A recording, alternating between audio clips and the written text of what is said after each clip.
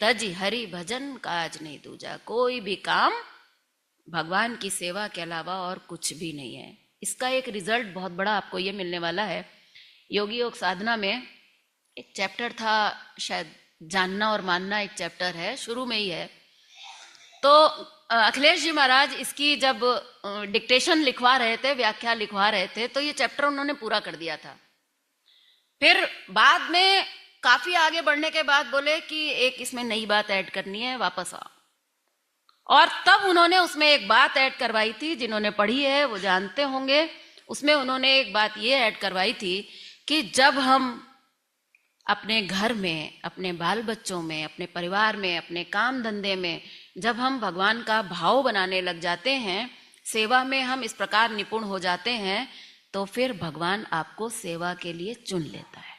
ये बात उन्होंने लिखवाई थी। तब वो आपको अपने काम के लिए इस्तेमाल करने के लिए, आपको अपने लिए आपका चुनाव करता है और आपको निमित्त बनाकर अपना काम करने लग जाता है। ये है इस सेवा का फल। अभी हम सेवा करना चाहते हैं, लोग कहते हैं कि गुरुजी की कुछ सेवा हो तो बताएं। फिर वो गुरु ही उसको अपनी शरण में ले लेता है और तब हम अपने उस दायरे से निकलकर हम गुरु की सेवा में आ जाते हैं। गुरु की सेवा का जीवन में बहुत बड़ा महत्व है।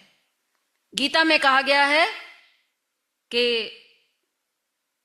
गीता में जब भगवान कहते हैं कि जिससे आपको ज्ञान मिला, जो आपका गुरु है, उसके लिए कहा गया प्रणिपातेन परिप्रश्नेन सेवया।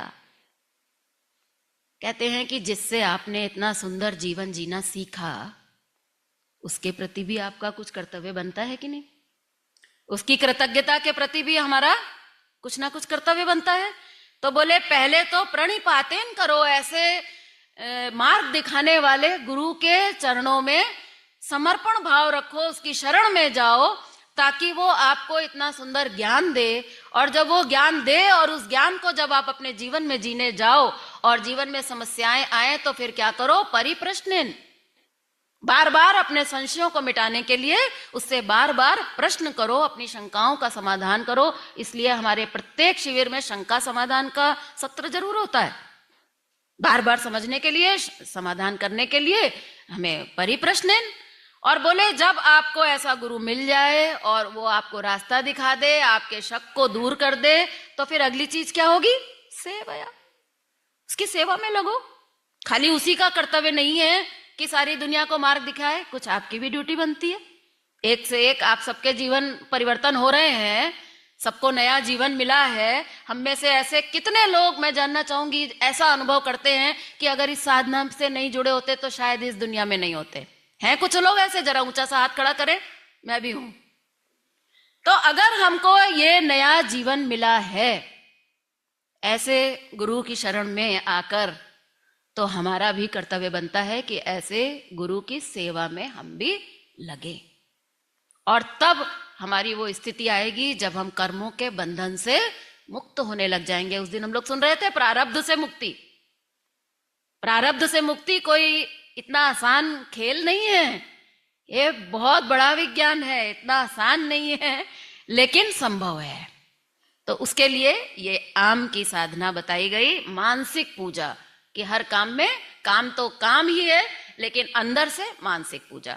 बच्चे के लिए, जब बच्चे की जब सेवा करो तो बच्चे को ऐसा लगना चाहिए कि माँ मुझ में बहुत आसक्त है।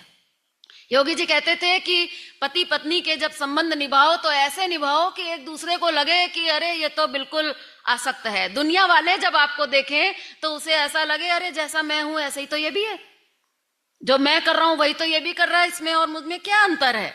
लेकिन अंतर होगा आपके अंदर में, अंतर होगा आपके जीवन के रिजल्ट में। आपका जीवन कैसा होगा उसमें रिजल्ट आपको खूब बखूबी देखने को मिलेगा। तो ये है हमारी इतने लंबे घंटे की साधना, जो करने के बाद अब हम शाम को घर वापस आ गए।